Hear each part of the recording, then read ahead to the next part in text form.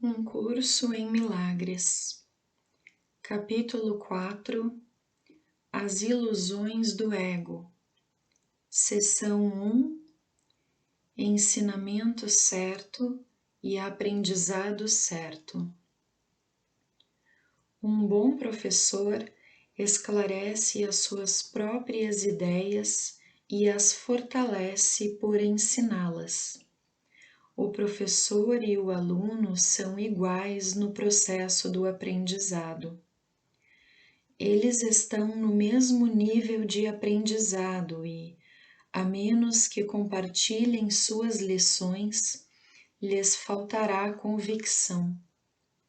Um bom professor tem que acreditar nas ideias que ensina, mas tem que preencher ainda outra condição. Tem que acreditar nos estudantes a quem oferece as ideias. Muitos montam guarda sobre suas ideias, porque querem proteger seus sistemas de pensamento assim como são, e aprendizado significa mudança.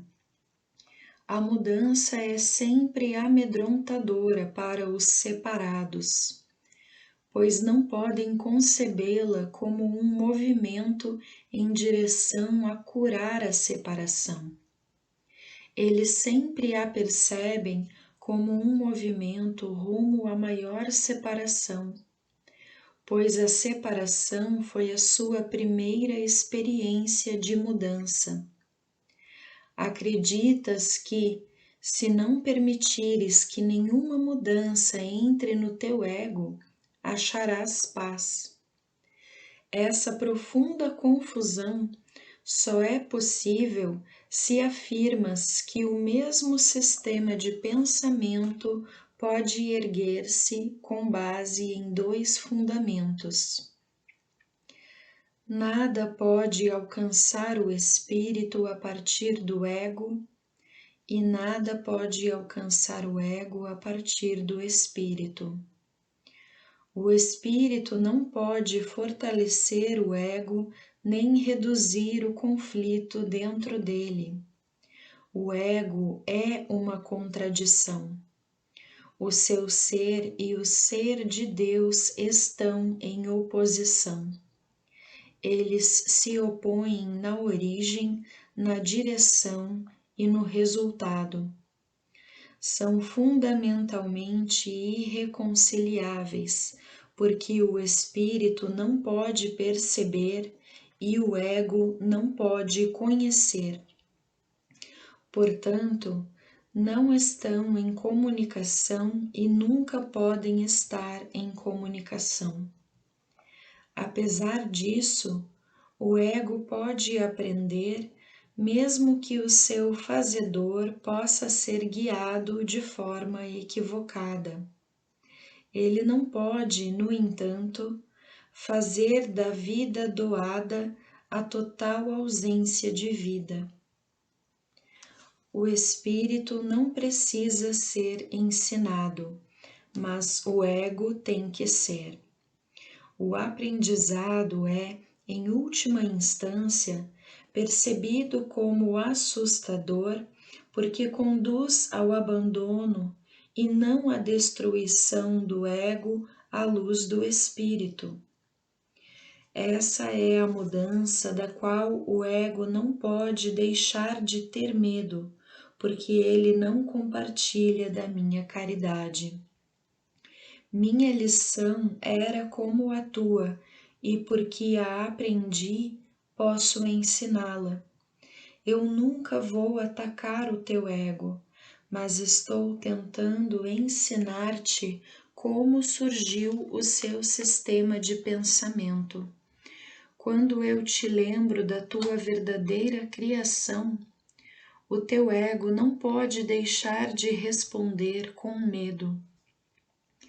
O ensino e o aprendizado são as tuas maiores forças agora, porque fazem com que sejas capaz de mudar a tua mente e ajudar outros a mudar as suas.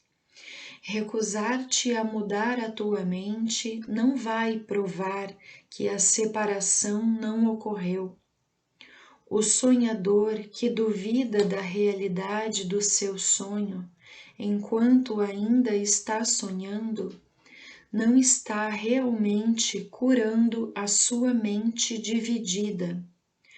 Sonhas com um ego separado e acreditas em um mundo que se baseia nele. Isso é muito real para ti. Não podes desfazer isso sem mudar a tua mente a esse respeito. Se estiveres disposto a renunciar ao papel de guardião do teu sistema de pensamento e abri-lo para mim, eu o corrigirei muito gentilmente e te conduzirei de volta a Deus.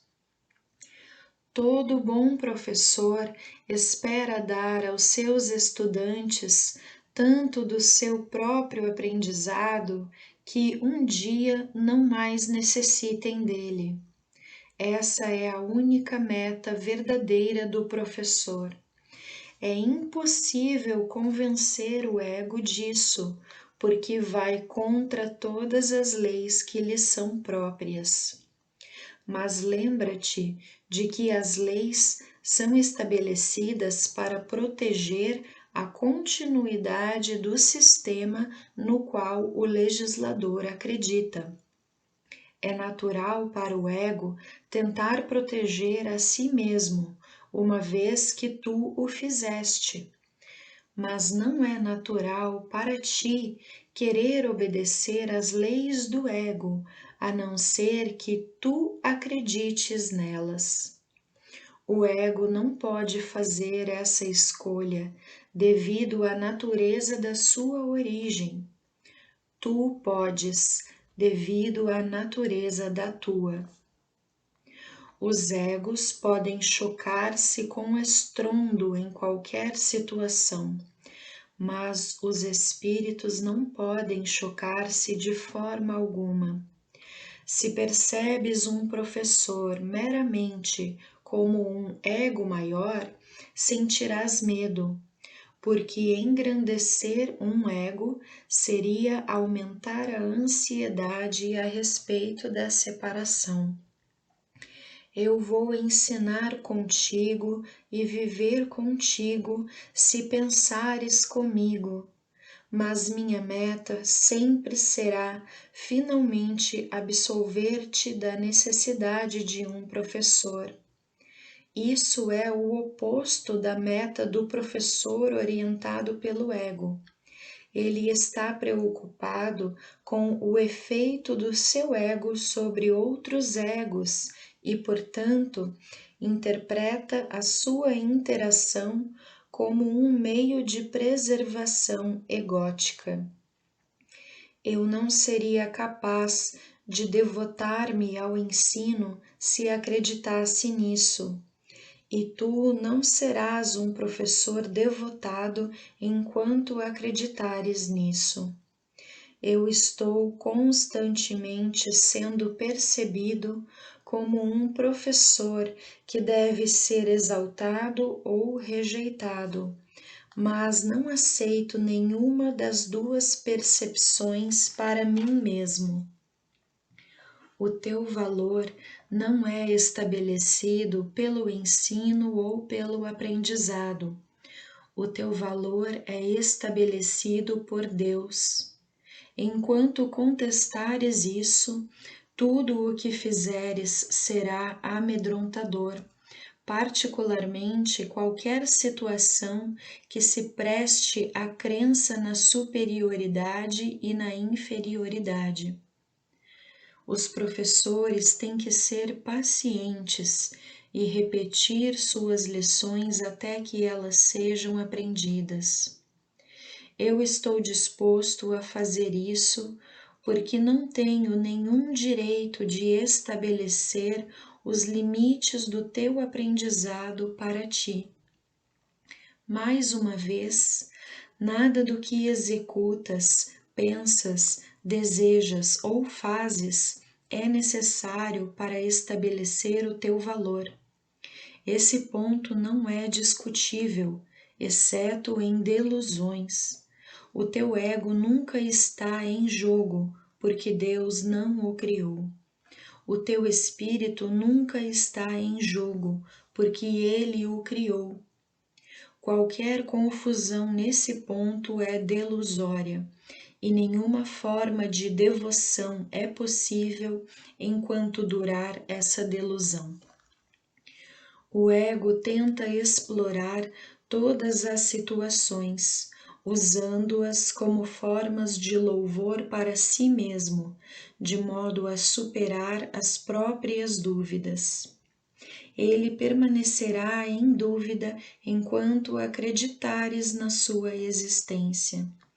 Tu, que o fizeste, não podes confiar no ego, porque na tua mente certa reconheces que ele não é real.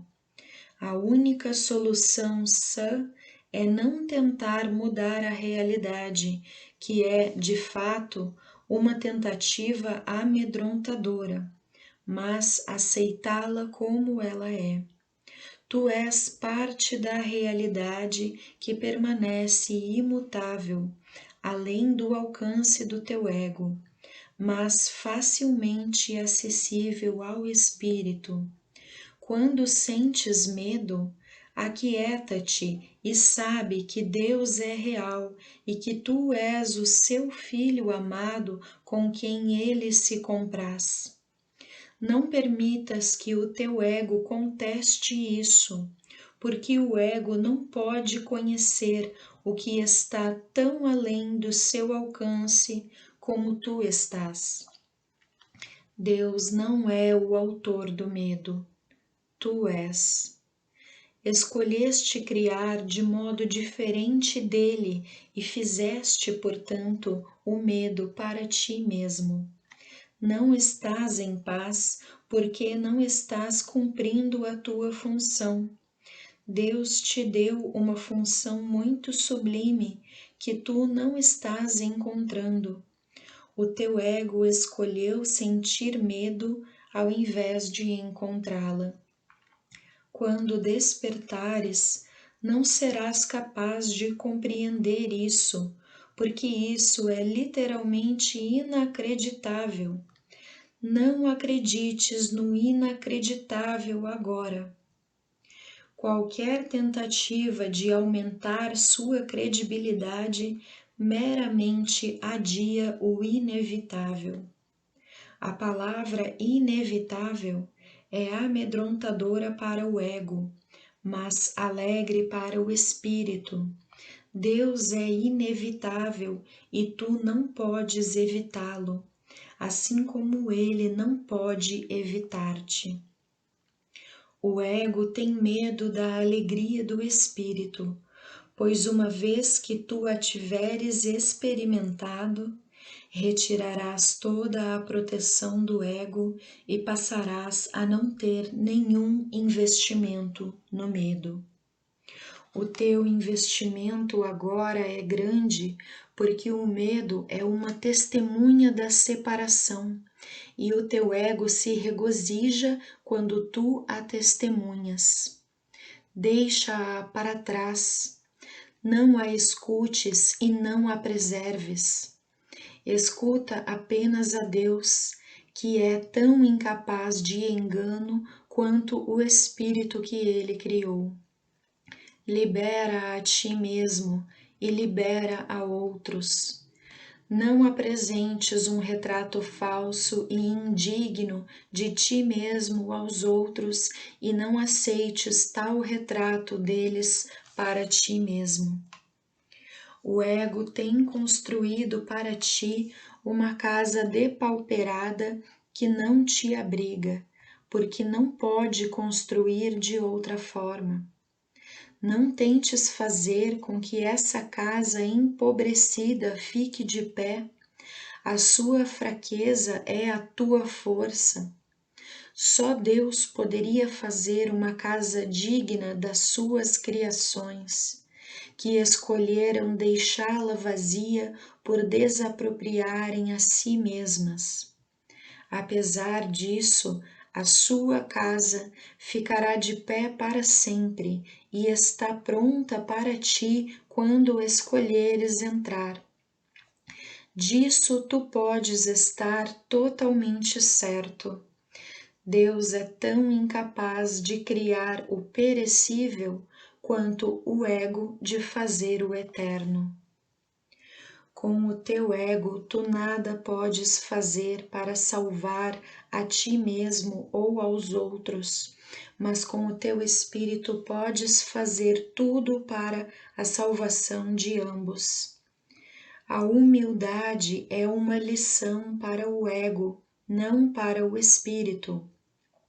O espírito está além da humildade, porque reconhece sua radiância e com contentamento derrama sua luz por toda a parte. Os mansos herdarão a terra porque seus egos são humildes e isso lhes dá uma percepção mais verdadeira.